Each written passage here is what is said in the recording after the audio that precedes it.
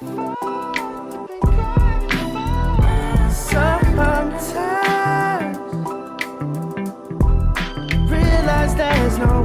have tuned into Breaking the Mask of Depression with your host, Diva with Depression.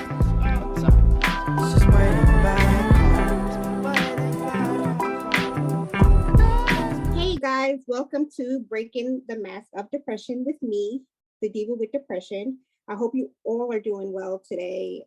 It's summertime today, I think, and something is retrograding, so shit's just been going left and right, and we're all upside down, but I hope we're all doing well. You guys hear me talk all the time about working at Hell. I don't even say the name of the company. That was my last place of work, but a couple of things came out of working in Hell. One is my beautiful children, and two was I made some great friendships along the way. So today I have one of my dearest friends here to talk to us about mental health, because of course you guys know that this is the series for June being men's health awareness, not just mental health, but men's health awareness month. And so I've been fishing around and talking to my friends and family and trying to get some guys on. And I am so fortunate that one of my friends decided to come on. So let's get with it. Now, I have so many nicknames for you over the years. So I'm going to let you introduce yourself. Thank you for having me on the show, Miss Dee Dee. Percy Jackson, or that's my mama named me. So me and you, we got decades, man. It's just like the late 80s. You know, from New York to North Carolina to above and beyond. Right? Exactly. I started working there in '88, and you were one of my first friends. Yeah, I think I started the same year too. Yeah. Yep. So and we had a good time while it lasted. Yeah. So thank you so much for coming on. I know that this is not a discussion that we have had throughout the 20 or so years that I've known you, but in the last couple, I want to say year or so since I've started sharing, you have been more open with me, which I appreciate because it gives me insight. And so, Percy, tell us what you do, who you are, where you're at. Look at this silly picture I got going on. I'm not talking to God. Oh, you made it.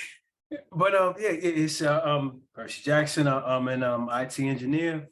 Live in Atlanta, Georgia. Used to live in Charlotte for a good long time. I moved out of there where I got divorced, and you used to live in New York prior to that, and where me and Dee Dee worked together. And and the whole thing chronicles the evolution. Because I had so many different things going on, which kind of correlates to the questions that we had. Because I was probably maybe like 21 when I was there, and you go through your 30s, and I left out, it was probably about 33. I don't know, it was 96, I think it was. And then I started consulting, and then I started doing other stuff in IT, working for a lot of great companies. Like I used to say, some were great and some were pretty good, but I've definitely benefited from the experience and the relationships that have been gained from there. But I'm a simple dude, and and I try to be as transparent with everything in life, as I possibly can. I might be a blessing to somebody. You are. Oh, hush. That goes without saying that you are a blessing, to me at least. You grew up in New York. I grew up in Brooklyn. You grew up, what, uptown? Uptown, baby. We get down, right. Baby. And do you have any siblings? No, only child. Oh, wow. So you got a whole lot going on. That's a whole nother show about being the only child. We can go on and on. I always talk about being the only girl. Then I have friends that are the only child. So that's another Oprah show. So the one thing that I always ask everybody is, what is your definition of a mental illness? I was tempted to Google the medical definition, but I'm going to say when you're out of balance. Okay. And then that's a broad thing. And before you put it right there next to you need Jesus, you're out of balance. And that has a lot of different places. I mean, like, number one, you're a human being. Number two, you happen to be a woman, and you be a Right. black woman, however way you want to put it, and you're somebody's sister and you're somebody's mother. You have all these different personalities, and so there's a lot of, and I learned this word just 2 years ago, code switching that goes on, Yes. And so when we're in the presence of, our white brothers and sisters, sometimes, we truncate our words and talk a little more clarity, addiction, or, maybe tone down some of the words that we use in mixed company. So you got that, but, as a mother, you have to suppress certain parts of your personality. As an employee, you have to suppress certain parts of your personality. When you're with your moms and you're somebody's daughter or your pops, so you have a lot of that stuff. And some people do that well. And you do that based on the feedback you're getting from other people. Exactly. So, you kind of like, yeah, okay. And then that may not be your normal. Right. And so that puts on a lot of stress, because that's why we have pretty much the highest, PTSD, I'm thinking. Because, we gotta, having a discussion with a good friend talking about spousal abuse, right? Of course, the media, focuses in on women getting beat, men beating on women, because that sells and it gets attention. But there are a lot of men that don't get to, that won't, put in a report because they're gonna get teased by the cops, and Exactly. teased by the friends. And if the cops come over, cops hate domestic squabbles. There's a Exactly. chance that you can get shot in your own house. Because either, and it just turn into something ugly, because nobody is gonna give a man the grace, like, okay, well, you know what? Not only did she say mean shit about my mom, she threw the cat at me. So, wow. And that is something that stresses you out. And this is what I mean. So you gotta walk that tightrope. And then sometimes, that gets too much for a lot of people to handle. Right. And sometimes we don't call it, we laugh it off, because there's a stigma for mental health in our community. We and not just Black folks, our brothers and sisters from the Caribbean and Latin and all this other good stuff. It's like, oh no, because we kept it silent. And that would lead you to be seen as crazy, say, don't fuck with him, he's crazy, and not the good crazy, like, yo, wow, he punched the cop in the face. No. Wow. No, it's like, yo, put a net over him type deal. And nobody wants that. And then that can be used against you. Somebody say, oh, you crazy, bitch, or whatever.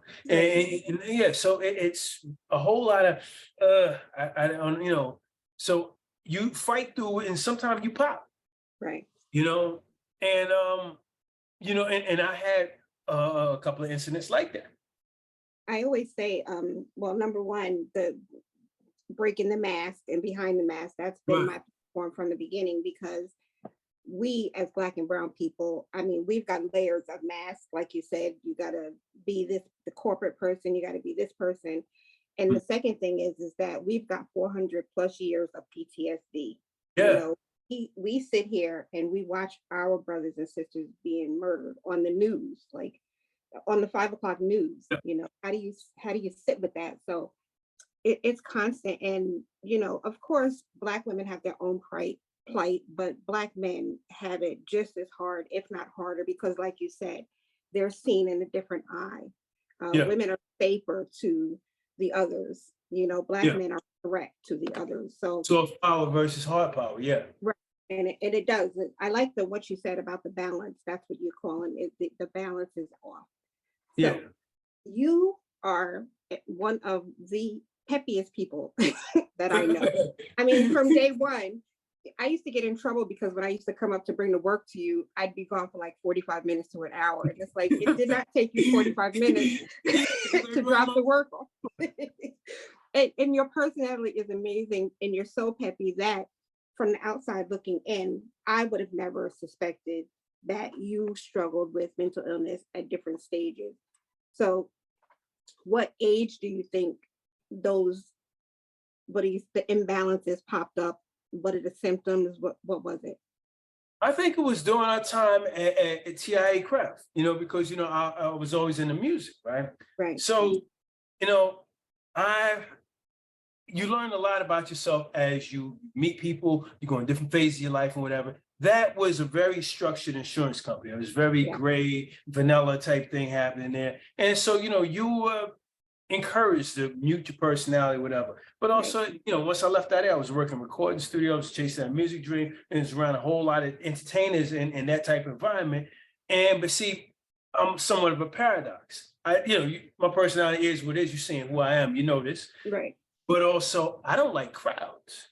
I don't go to clubs. I don't do any of that stuff. I want to be like how, when we hooked up in Greenville. That's Right. my thing. These are people who I don't have to apologize for saying crazy stuff. They know the jokes. I have my insights. You can be yourself, your unbiased, unfiltered self. Right. Now, I would often say stuff to get myself in trouble, as you can probably figure out, when I was working in that environment. And that that's been a common thread in my career. So that was my own self-destructive behavior. Also, I've had the luxury of being, involved deeply in the entertainment field. And that, as I got more immersed into it, I didn't want to be a part of that because Right. it's nothing like what you think it is, and whatever.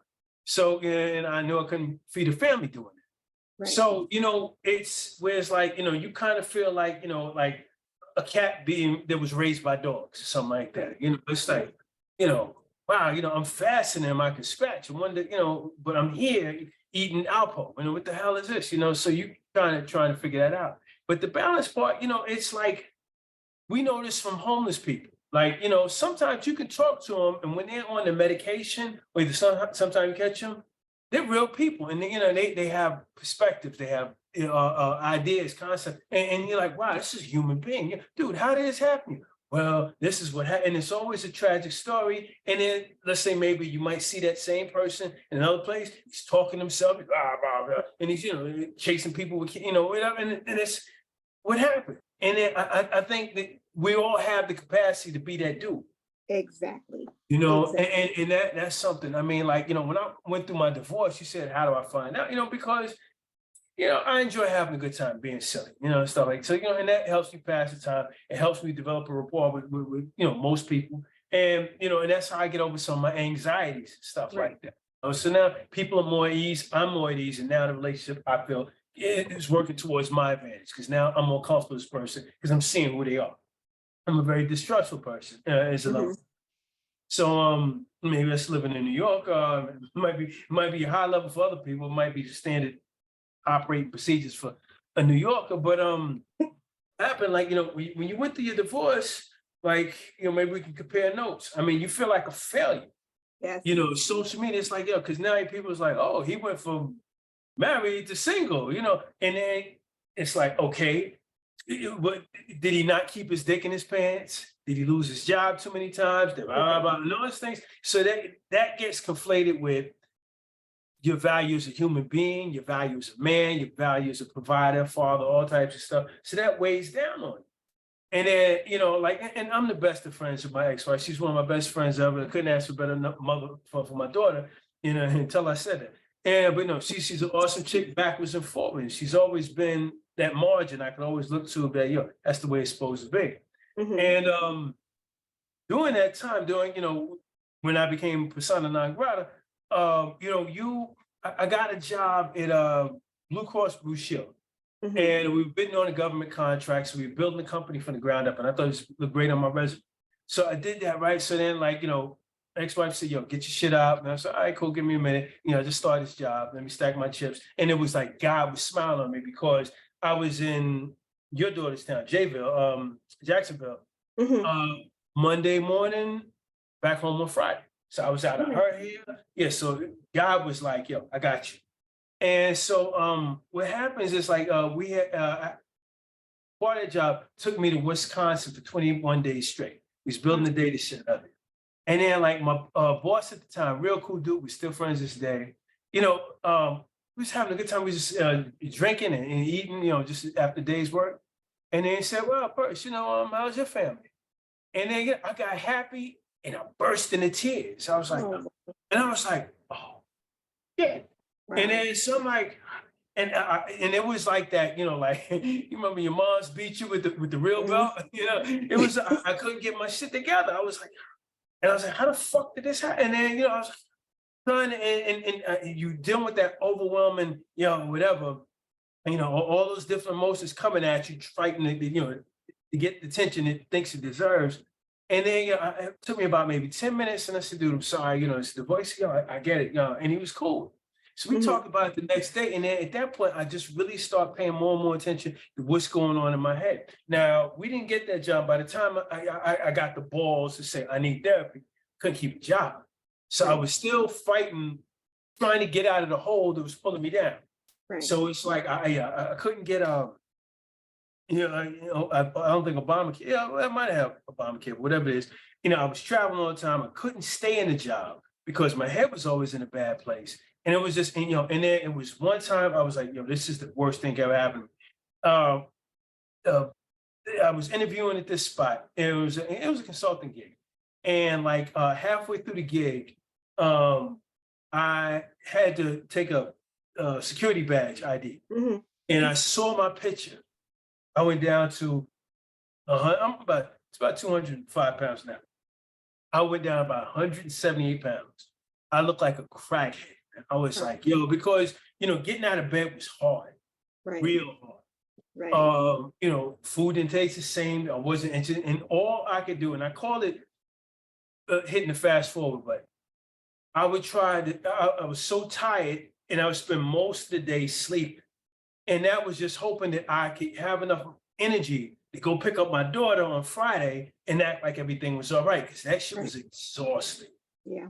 Yeah. So it was one time, like I think this is one of my buddies at Microsoft called me up. I had an interview, and then it happened to be one of the buddies I worked with Microsoft, and he said, "Dude, you got the job. Don't worry about it." Cool. And I just bought it. I was trying to pay down my debt and everything, so I just bought like a 2002 X5. It wasn't expensive. So I mean, it's not like, why did you save money buying a fucking German expensive luxury vehicle, you asshole?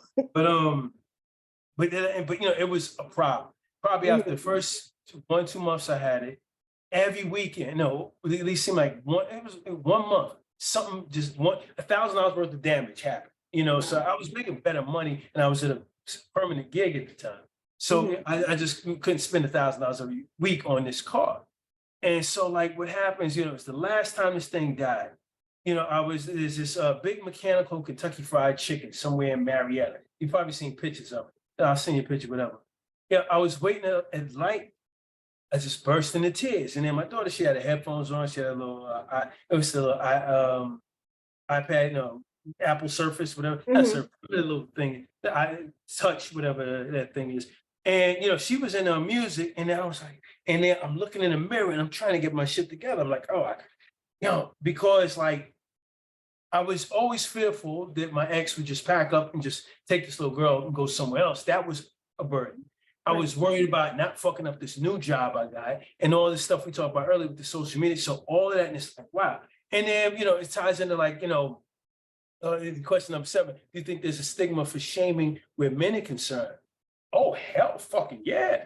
Yeah. And that's regardless of your color, and so, like, I can't let this little girl see me cry, because that's going to stress her out, and I was worried about all these things. And I was like, and I can't talk to my buddies, you can talk about some things, but nobody want to hear you bitch. Yeah. That's just it. Well, I mean, women don't even want to hear other women bitch. The last thing you want is a man, talking about, like, oh, these, I might have to buy some easy spirits, these, my feet hurt so bad, or either, like I saw it, so, you have that.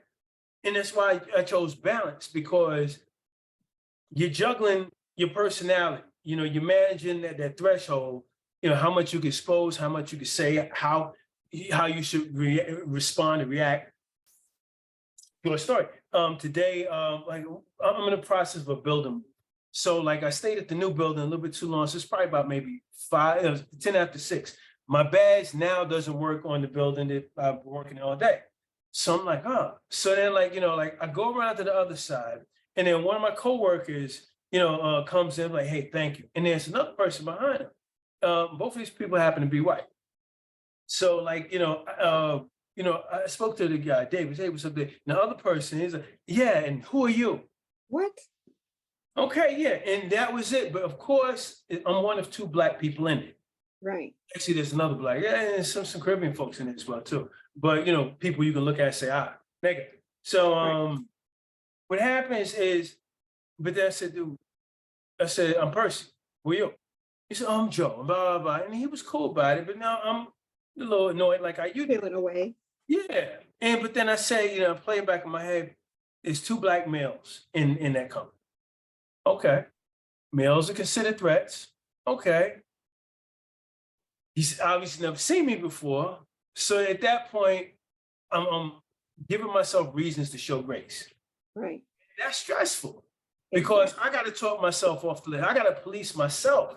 And so that's a layer of pressure. And then after they go, oh yeah, we've talked before. Yeah, yeah, cool. but then I said, wait a minute, the guy has a point. You know, he's never seen me before. And I would do the same thing too. So I had to reset myself. And then that's exhausting.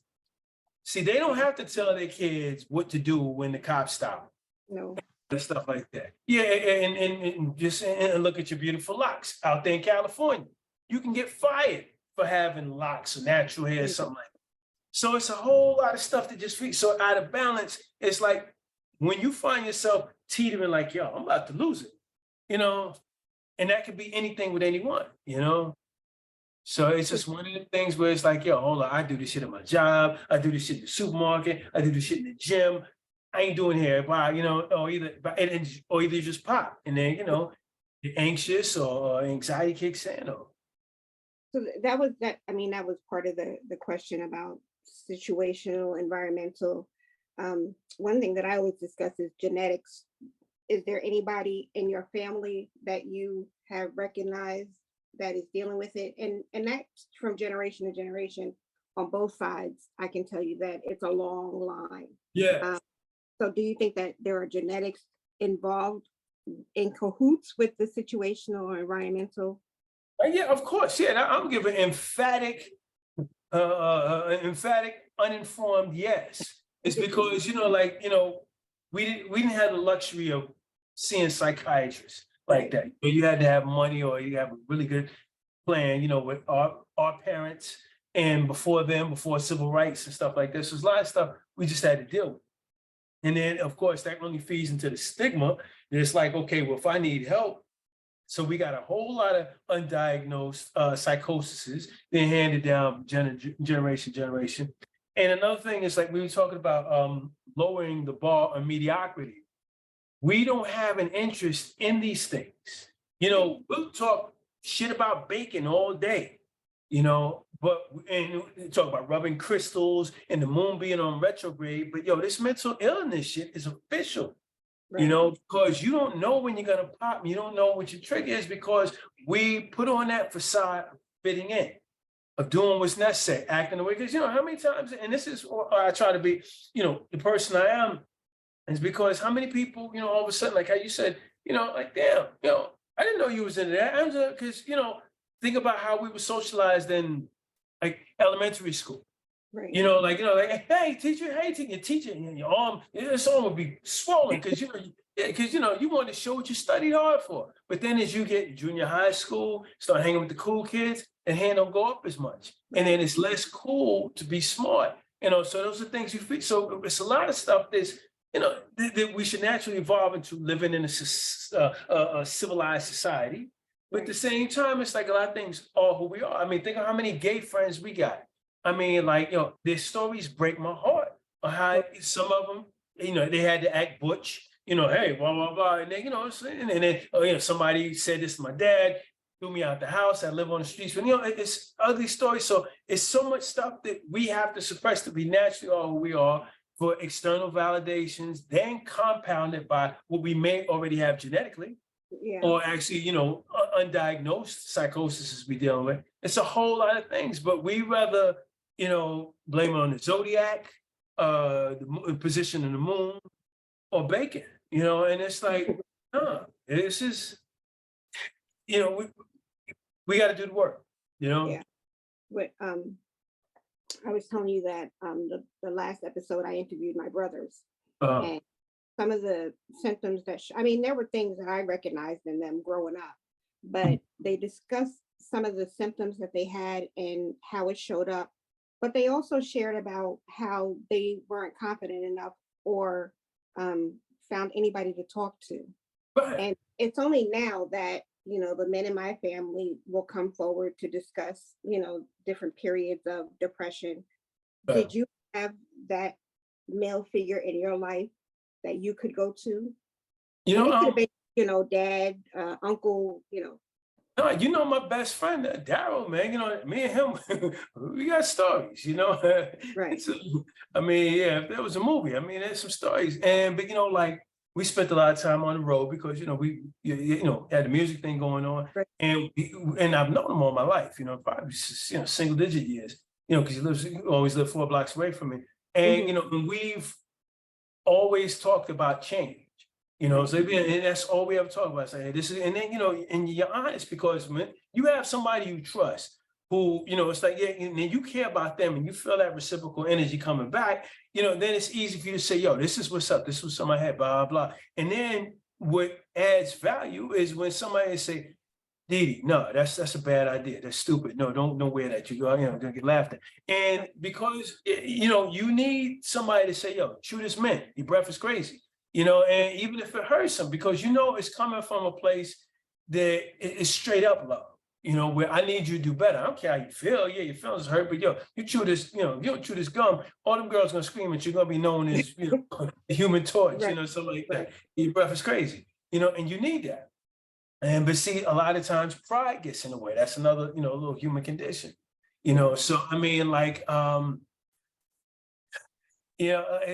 sometimes you get sucked down that rabbit hole, that Kevin Samuels, Alanya Van Zandt, and all this stuff and stuff like that. And you know, sometimes you see where pride can take you. Yeah. You know, Yeah. so if you go and tell somebody, say, hey, this is what's up, or have I, and then, oh, blah, blah, blah, you know, some people like it this way, blah, blah, blah. Yeah, that's cool, but the man's giving you an opinion. You don't have to agree with it, you know, but you know, you're giving a traumatic response right now. Right. Right. You know, so it's like, you know, so then, you know, ain't nobody wants to go through that. And then you're putting up all the defenses to absorb this information, you know, that may not go against what you think is best. And that's just it. So, you know, and then you got the people who just, you know, that won't challenge you. Just, you know, like, yeah, okay, yeah, cool, yeah, you cool. Yeah, go ahead, wear that. Yeah, yeah. 2 twos are in, put that on, you know. So, you know, you got a lot of that stuff going on. I can go on for hours. I'm sorry. That's okay. Your daughter, would you know to recognize the signs in your daughter if you saw that coming on now that you've experienced life? Yeah, you know, and that's why I throw balance. Like when you say something don't feel right, you Right. know, if you know, and I've always tried to talk to, you know, and try to produce a comfortable, light, you know, where you can just be yourself. So this way, you know, I have what do you call it? I have a margin. I have a, you know, I know where this is where the default setting should be. Right. And so when it, you know, and it goes off to the left, when it's off balance, either too far to the left or the right, whatever, then it's like, oh, mama, you know, you good? So you try to create a safe space where you could talk, and you try to watch your tone, and you try to watch your tone and how, and listen more carefully, so you don't close that, you know, that dialogue you got with these people, and you want to keep their trust. Because, you know, and you want to help them, and you want to, you know, and show them as much love as you can, but you know, that's got to come with grace. You Yeah. know, you got to stop saying, okay, this ain't cool, but you know, I'm gonna tell me more about it, make me understand, sell it to me, blah blah. So you know, and I had a lot of help with my ex-wife, from my ex-wife on it. She was always, you know, on point. So I got to turn this AC on. It's killing me, right? You mentioned that I think you mentioned therapy. Is Mhm. therapy the only road that you have tried as far as your mental illness? That's all I could afford. I mean, no, that was a lot of my, you know, I'm being a stereotypical man with this stuff. A lot of things that were like, bow, yo, dude, you need to talk to somebody smarter than you. I didn't have health insurance, whatever. And you work through it, and you have friends, you have resources to kind of help you out, or put it, or either polish up your veneer, you Right. know. So, and then by that time, you kind of get your balance back. And that's just it. So if you are very self-aware and you keep like a little mental catalog of where you're at and where you're going and stuff like that, that can be because you know all your milestones. It's like, okay, when I'm happiest, I'm here. When I'm here, but then, once it goes off, it's like how I said, I flipped out because it's like, oh, who are you? It's like, but then, it's like, okay, well, and that threw me off, but I was like, is it really worth it? You was happy as hell before that. You got a little frustrated with the door and not being able to get in. Maybe that's kind of added to it. Is this approach you got going on really? And if it happens, you identify it better. And so you can go and stop and, okay, I'm tilting this way, pens and needles and pens, a happy man. And then, all right, cool. And then, and then you can find some way to talk yourself into, okay, well, cool. I was a little heated. I'm glad it didn't because I could have lost my job. So let me look at the silver lining. I guess I'm cool. Yeah, I guess I'm cool. And so that's how I've worked it out. I would definitely benefit with somebody, but I got the feeling I'm gonna probably be able to tell him either what he's about to tell me. Right. I think we always know that you just need somebody to reinforce different things. One of the things that we shared, and I'm talking about my brothers and I, we didn't have parents to go to. We were feeling away, and that's a huge reason why I am where I am now. What about your parents? Was it something that you would be comfortable going to them with? Well, to being completely honest, my mom's, and I love her dearly, and there's no buts about it. This kind of ties in the question when I told you I was the only child. Right. I think you can go feral if you live by yourself, right? Now, she retired a couple of years back, and she's got her friends, and she's at that age where, sad to say, a lot of friends are dying or what have you. Mhm. It's not as mobile as what she used to be. So, your social cues kind of get a little, thrown off, and maybe not aware of how you're talking to people or the things you're saying to people, your tone and all those little inflections and little things that, so like, my mother and I, it got unpleasant talking to her from time to time because I would say, why are you yelling? What's going on? Why are you angry?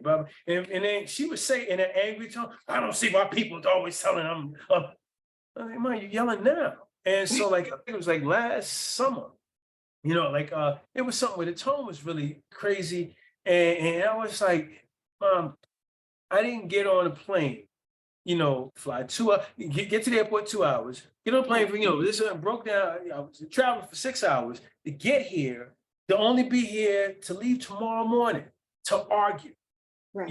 And then this is something that, well, you always arguing.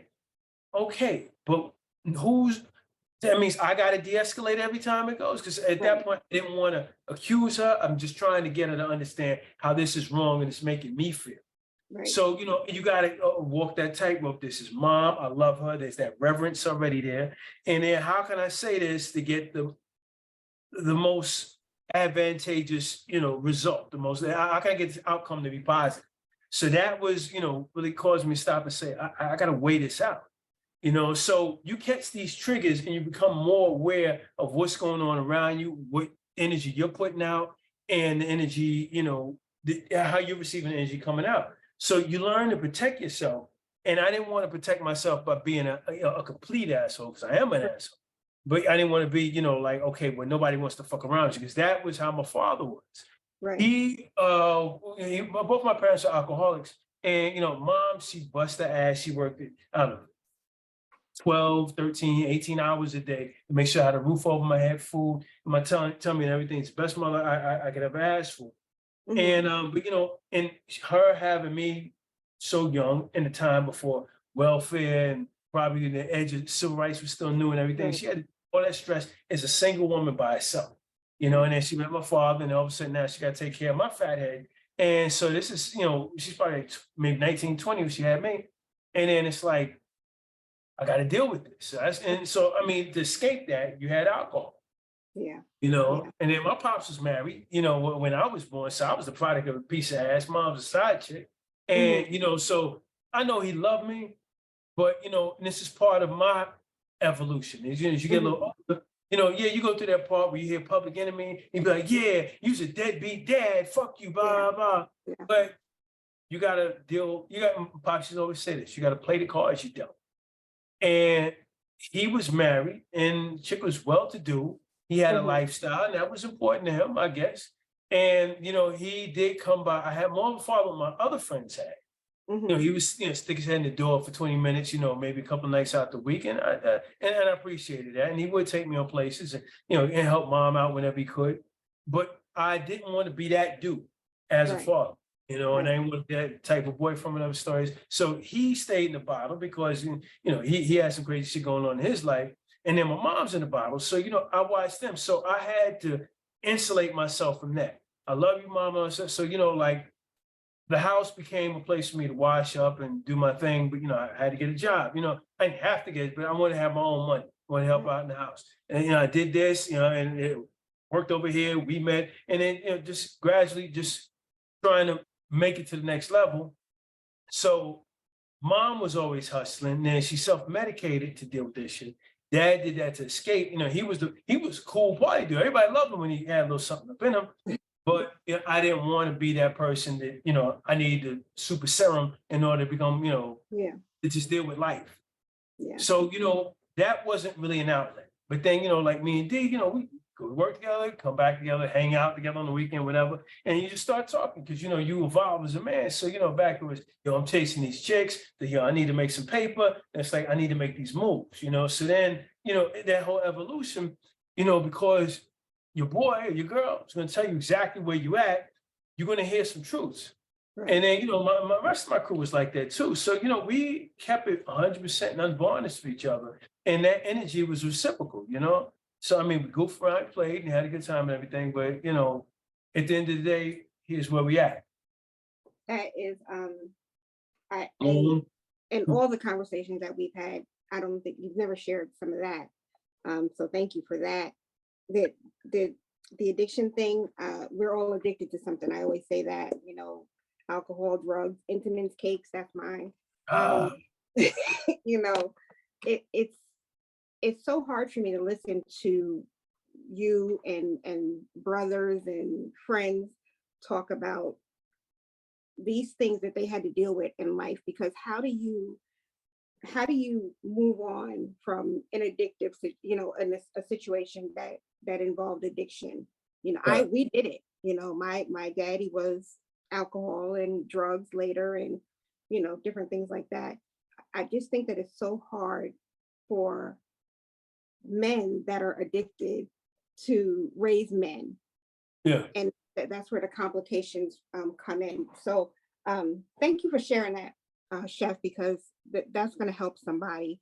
That'll tie into this next little question. Think back to, say, 18 or 19, and if you were in that space where you felt you were imbalanced, what would you tell somebody now at that age to do? How would they engage someone to get help? You know, that I don't think there's nothing I can really latch on to say that I have the clarity I have now. Because, you know, you're trying to get it, you're trying to figure out who you are. Now, I'm glad you asked that. Right now, the teens are hard for both men and women, right? But we have two different curriculums. You know, a man has to define himself. So I got to make some money. I got to get my game so I get a girl. I got to, you know, and you got all these things. I got to figure out where I'm going. So I got to make myself. So you got too many. So back when we was growing up, you know, crack was new.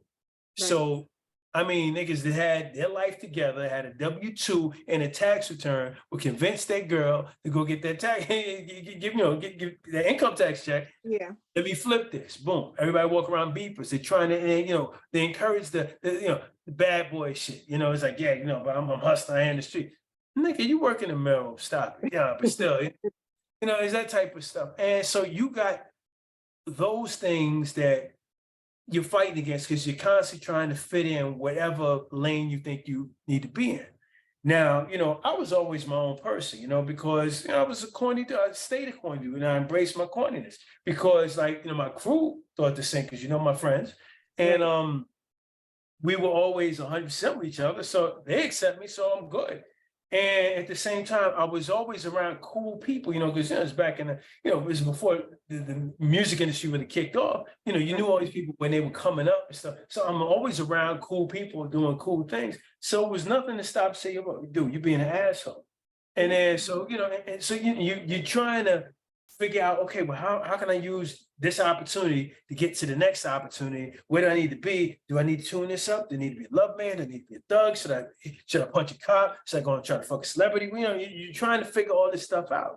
So I don't know how, because you make a change there in the past, all of a sudden, you know, it takes away something in the future. So I Right. don't know what those triggers are, but it's all the advice that my pops ever gave me was straight up wisdom. You Mhm. said something like we talk about the addicts, to me, anybody with a testimony, you have value. You can lead. Exactly. Yeah, you have. So whether you say, hey, listen, I was a whore, I was a drug addict, I did this, I was dude, that was like, Knuckles John, Right. his knuckle game was crazy. But then you find out, this dude was addicted. He was sucking dick for, just to, keep his head on level. Right. It's like, oh my God. But if somebody can hear that, be like, wow, because it's like, matter of fact, this is how I graduated from college. I forgot what I forgot what class it was, but I just talked about how we need to be lied to. Right. Like look at what's that? Nancy Reagan. Just say no. Right. This woman probably couldn't tell oregano from weed. Right. You know, but people, she has no testimony. I Exactly. want to talk to the dude, nodding off from heroin. Yo, let Yeah. me tell you how, and then, that's the dude who said, wow, dude, how this happened? I had it all, man, Yeah. blah, blah, blah. And that has so much more value because, at some point, hoping these people say, I'm gonna either write a book or, I'm gonna have, sessions to help people like you doing.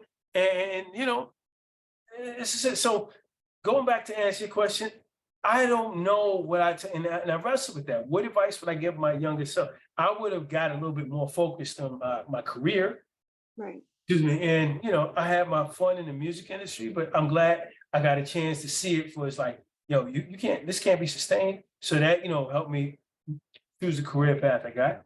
I didn't want any kids, but I got my daughter, and she's an awesome part of my life, and I love her dearly, and I'm glad she's here. And life wouldn't be the same without her. And that's just it. I mean, Yeah. all the experiences that I've had have either prepared me for something or either moved me in a direction that I was able to learn from and thrive in. Yeah. Um, wow. I don't think that, I have to ask myself that question sometime. What would I tell myself as I was younger, other than But more confidence in yourself? But one of the things that, and like I said, we've known each other for years, but I've never shared with anyone until after I had my breakdown and then started this platform, some of the things that I've gone through. And I still have not shared even a quarter of what I've gone through to even my best friends don't uh, know some of my story. How do you think you can show up better for your friends if they have a mental illness? Because now you and I have shared more in the past. I want to say the past uh, 4 years or so. So yeah, you know my story, and you uh, never treated me different. And even when you would invite me places, and my social anxiety kicked in, and I couldn't do it, and even when I came to Greenville, you embraced that. You never made me feel bad for not being able to show up. How how can how can we be better friends if we know that they are living with one of these my women? favorite one of my favorite groups, Intro. Remember them? Oh yeah, yeah. Yeah, Intro. They had this one song called uh I think I'll Never Fall in Love Again, something like that. And then there's this one verse that says, "Love isn't love unless you give it away." Right. And also my very first girlfriend, like just walking around broke as hell. And then I say, I think when Sting had that song, if you love someone, set them free. So, and I was like, what does that mean? She was like one of the real heavy duty Prince fans, real smart. She's an awesome chick. But she was like, no, if you love something, let it go free. Give it its freedom to be what it's gonna be. And if it comes back, it was meant, it is what it is. So I mean, like a lot of times we'll talk a lot of bullshit about love and blah, blah, blah, but it's giving out condition. This is how I understand it. Now, you talk about the social anxiety. I had the social anxieties too. And that's why, I would say crazy shit or, whatever, because if I was able to make somebody laugh, I can connect. And that was my tool, And then like, I remember it was maybe 11th, 12th grade, whatever. I had this speech teacher, looked like Elizabeth Taylor. She's a beautiful woman, but she had, big shoe, little shoe thing happening, one foot or whatever. Man, but, and she had a hair, always makeup was incredible. And she would always make me get up, and I didn't want to talk because I never liked attention. I was like, oh, she didn't talk. And then so and it happens to be most of the women, my leaders that I've learned most from happen to be women. And because these weren't, women that try, hey, I can stand up and speak. No, these are people who had to get to where they are by eating shit and learning how to play this. And then, and you can just feel that wisdom and respect come out of them. So she said, listen, when you're in there, stop with these one-liners and shit like that. Make sure they understand what the fuck you're trying to say. Nobody in there is any smarter than you. This guy, all he knows is finance. This guy, all he knows, blah, blah, and this the guy's gonna sign the check. You have to sell your shit. Okay, cool. And then, and you keep playing that in your head because she's telling me, you listen with your ears and keep your emotions. That's one way. So that's one way you can absorb feedback if it's genuine feedback. And, then you can stop and say, okay, but do I need to change this? Or this? Do I need to get rid of this? Do I need to, not to say change who you are, but some of the stuff you hear, you can stop and say, you know what? That's the reason why these people treat me this way. Like I was telling you about my moms, if you're talking to me mad aggressively, then you're stressing me out. Right. And then my stress is stressing you out and you're feeling threatened. And then I said something that offended you, you're feeding back the poison we're trying to wash away. You're feeding into the poison. And so a lot of that stuff is trauma that is self-perpetuating trauma because we use trauma to deal with trauma. And then we don't get out of the system that we could actually heal because we only look at heal like, okay, well, I have broken heart. I'm over that and I've healed. No, it's being able to identify your triggers and keep that balance. So when you got a code switch, it comes naturally, blah, blah, blah, whatever. I'm not even thinking about it. And I'm not bothered by it. It's cool. And then I'm going to use my skills. I'm going to sell me so I can be more of me. So that trade-off ain't, ain't night and day. And you coming in there talking like, hi, how are you? My name is Thurston Howard. So it's like, yo, how you doing? I'm Percy Jackson, blah, blah, blah. What's up? I don't have to suppress my accent. I tone down my language or whatever. But and then you talk to them where they at. So you have to listen to people where they're at. Listen without bias, listen without, listen to hear, basically. Right. And when you talk, when you ask better questions, you get better data. Talking, so, and it's, I think one of the best things in the world to be a student in life. So instead of me, you telling me like, we joke about this all the time, oh, you're depressed? Just be happy. It's like, you Nancy Reagan to me, right? Just say no to drugs. What the fuck are you talking about? And so skip your way to better mental health. Skip away. Yeah, so happy? I'm good. Peace. And it's stupid. But then just a lot of people want to be heard. And then if you're listening and they genuinely feel you're listening, that bond will either evolve or go in a direction where it's like, hey, I didn't know you was make me understand what you're going through, blah, blah, whatever. If you don't mind talking, it's like, blah, blah, blah. And then that person might really go, I really need to say that. And then got that off my chest. And that's cool. And we don't do a lot of that. Yeah, we need to do more. Yeah, and that's where a lot of these problems come from. Right. So, this person doesn't, like one thing that really annoys me, and I'm apologize to your audience, the folks that, label themselves he, she, them, she, blah, blah, blah. At some point, this is going to go in the direction of me too. And no disrespect to your audience at all. I love all the God's children, be who the fuck you are. And that's what I'll die for somebody being who they are. But, it's like when people Where the fuck was I going with this point? I guess the coffee didn't kick in yet. Oh, I need to share my coffee with you. oh man, you got that stuff. You got that stuff that comes from Bolivia, and it's white Exactly. before. You know my That's coffee cool. game is strong. That's not coffee. That's the cocaine. But it's I forgot where I was going with the point. But you have to listen to. You can win more people over. Everybody wants to put their opinion out there and give you something that they've heard. But that's sometimes we do it just keep the conversation going. But if you can get somebody talking and saying, "Hey, this is the way I feel," dude, I'm not a qualified professional, but maybe I can send you some, things I found about anxiety, blah, blah, because now, you develop a rapport, it's like, okay, yeah, we're talking to each other. This person genuinely sounds like they're interested in my health and well-being. I appreciate you being here, And that's But, amazing. That's what happens. That needs to happen more, especially with men. If someone tells you that they're struggling, or if you see that they're struggling, say, "Look, well, listen, no judgment, no nothing, whatever, but here's some information. Here's a site, here's a website. Check this out." Nothing, we're not going to attack your manhood. We're not going to do any of that. We're just going to, "Here, man, I want you to get better." And I think that more men should yeah, do, I'm very pessimistic about it. I know, and I am Yeah. too. I am too. It's because, I'm sorry, it's No, that's okay. because we embrace a lot of shit that's killing us. Yeah, We embrace violence, we embrace, a whole lot of antisocial type shit. And that's why I use that phrase, we lower the bar of mediocrity. But not everybody want to listen to Public Enemy I'm cool with that. But I mean, we don't do things that nourish healthy relationships. right. Chicks love a bad dude, right? The bad behavior gets rewarded.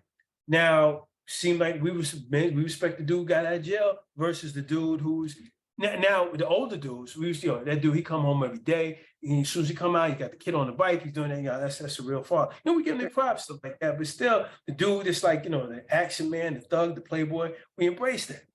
So both men and women, we contribute to our own downfall. So the corny dude, the dude who's, pushing the garbage truck, probably making $62K a year, whatever, doing his thing, he don't get that shine.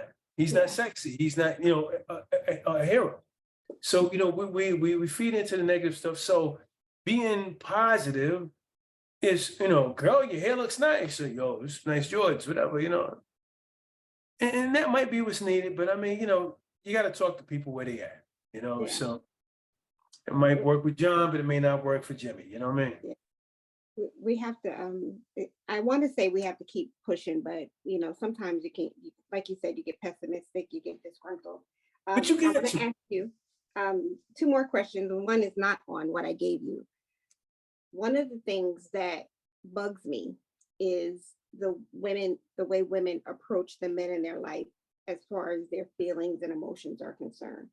Just like you were just talking about the bad boy. I read something yesterday, that some lady was talking about bus drivers. She can't be with a bus driver or something like that. Yeah. So I you got mean, bus drivers, and you got maintenance men, and all of these things being men, taking care of their families, taking care of the community, and we look down on that. Mm. So and I have always been the person that I want to know how you feel. I want to know how you grew up. That's just me.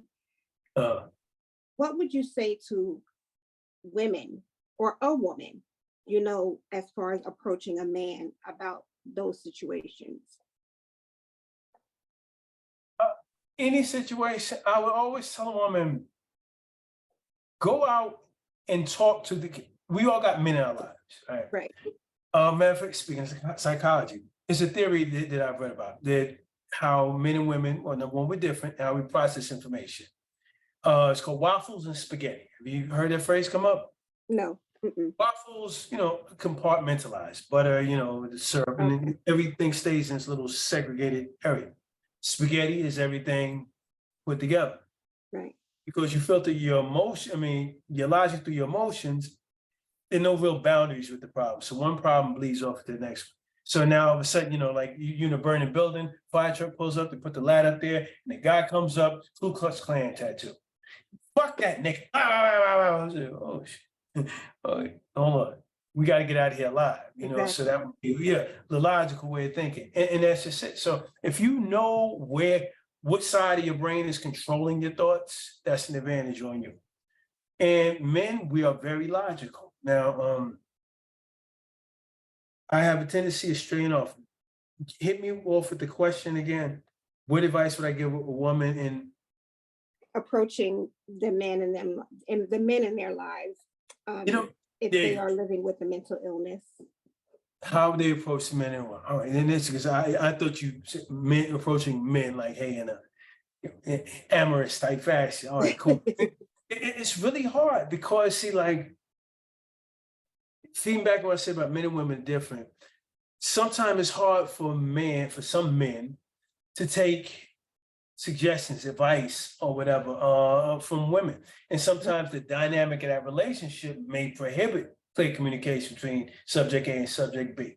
So, you know, you got that going on. So that's a really hard thing. At best, if she's like, hey, listen, dude is bugging, maybe it's like, you know, hey, John, yeah, how you doing? I'm sorry for calling you this late, man, but I think, you know, you need to talk to person, you know, blah, blah. Well, what's wrong, you know? And hopefully that might be something that don't start any drama between folks, but it's really hard. And you have to be emotionally receptive to, and see, we're not taught how to communicate.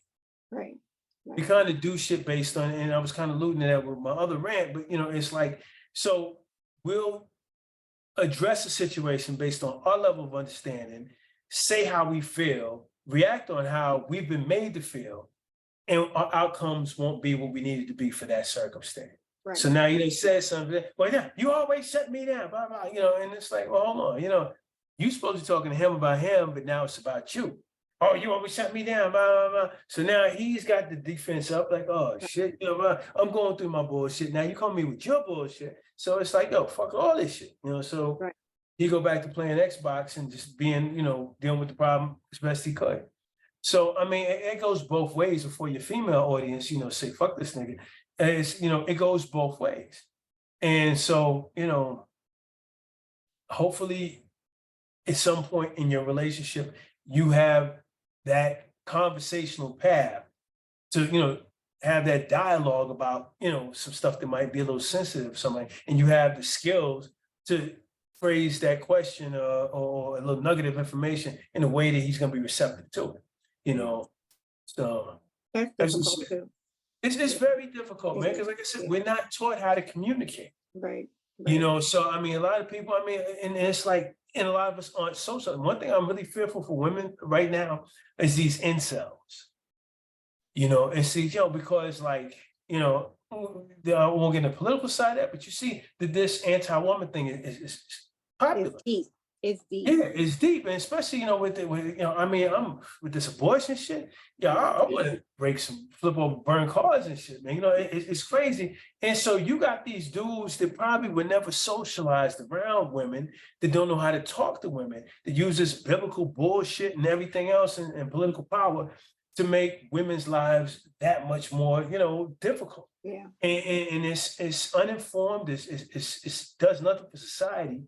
And, you know, so these dudes, they don't know how to, you know, hey, how you doing? My name is Percy, whatever, but, you know, I saw you reading this book. I watch your videos or subscribe to your, you know, and get a conversation going.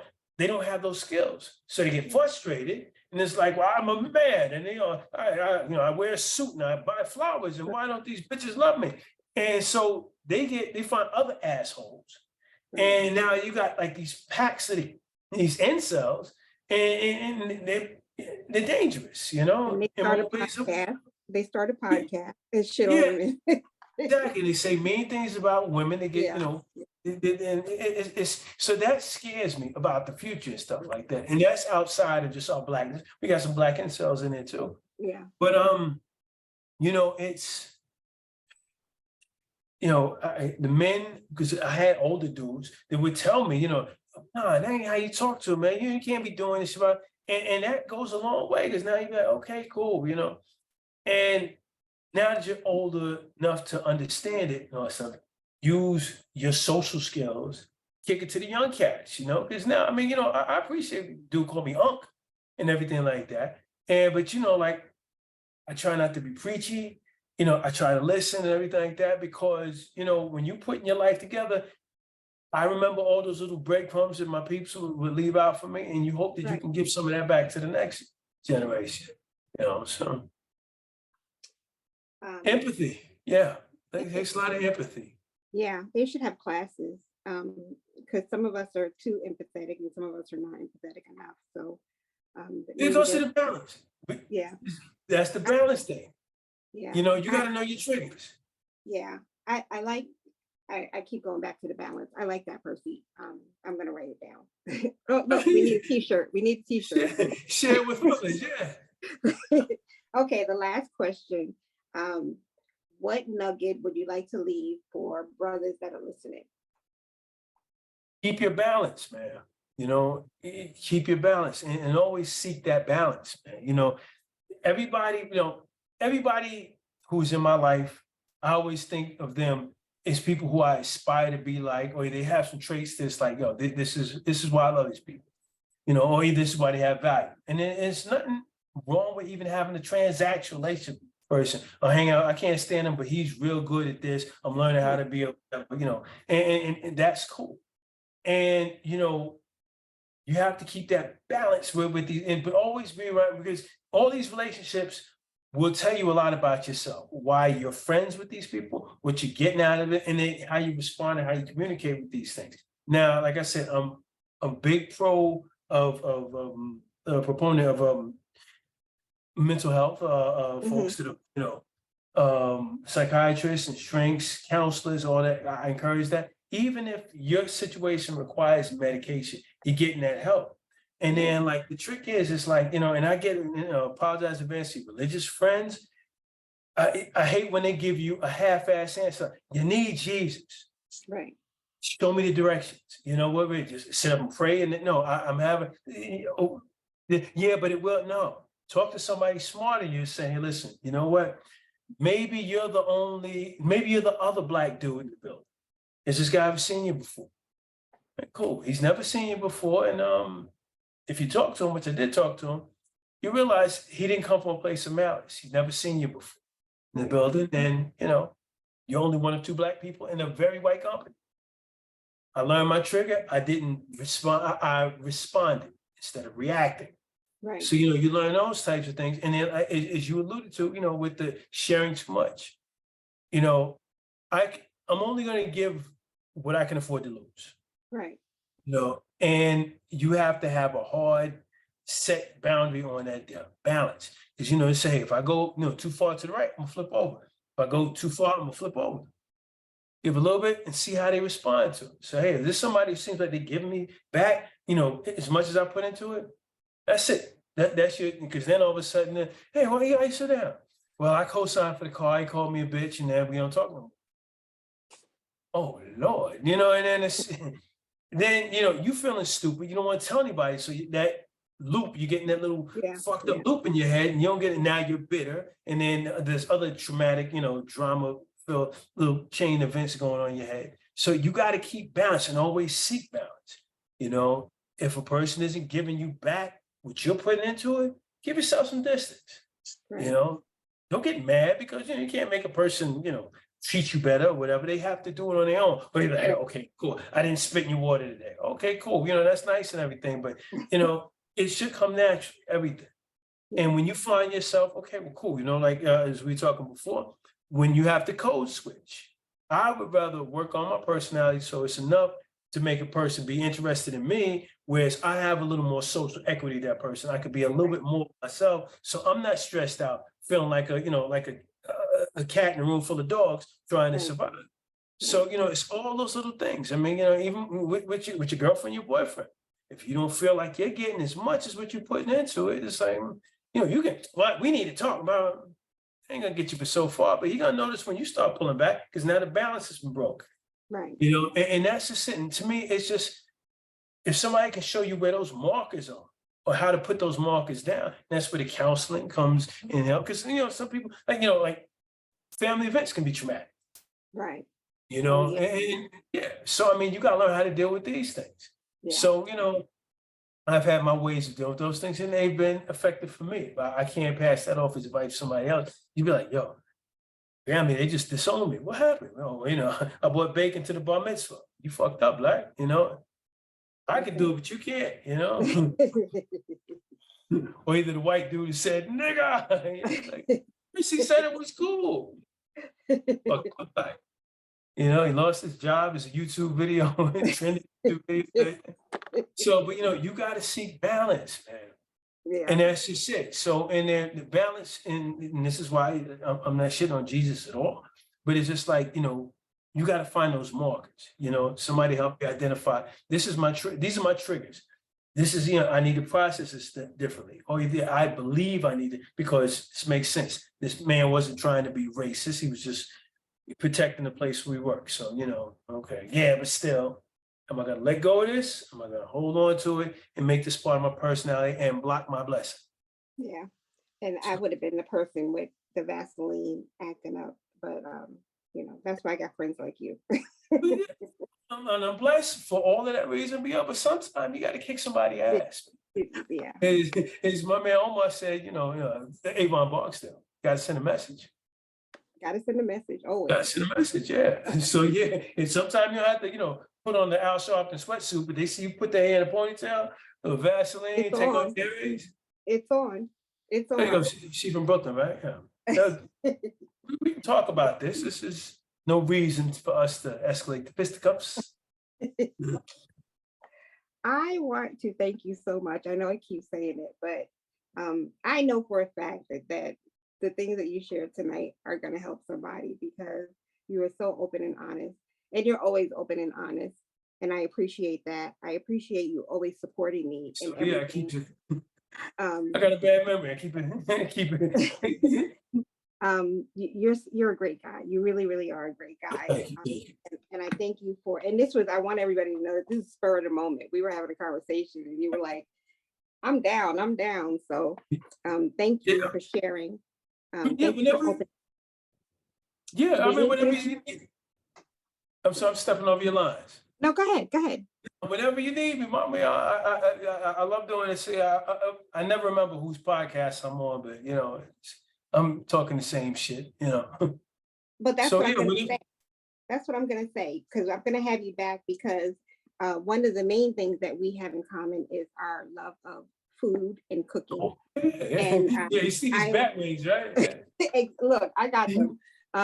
Baking, I always say baking is my therapy. So I'm going to definitely have you on again so we can talk about that. Thank you again, Chef. You'll find out what I don't know about food when you start talking bacon. That's science. Listen, no, you look, you kick ass in the kitchen. You do things that I don't know. That's because I can hide my mistakes. You can't do that with bacon is science. That man says 1 teaspoon, you need 1 teaspoon in there. Otherwise, you got something that make people sick. So, yeah, see me, I can go and put a little extra hot sauce on there and be like, oh, this is delicious. Or Well, whatever you decide to do, we're gonna have you back. Thank you again. Yeah, we gotta get the band back together, man. I'm gonna try to set something with me, bro. We can hang out. You can bring some of your folks up in there. We can get thrown out of the lobby again, man. Hey, don't come through here and not say hi again.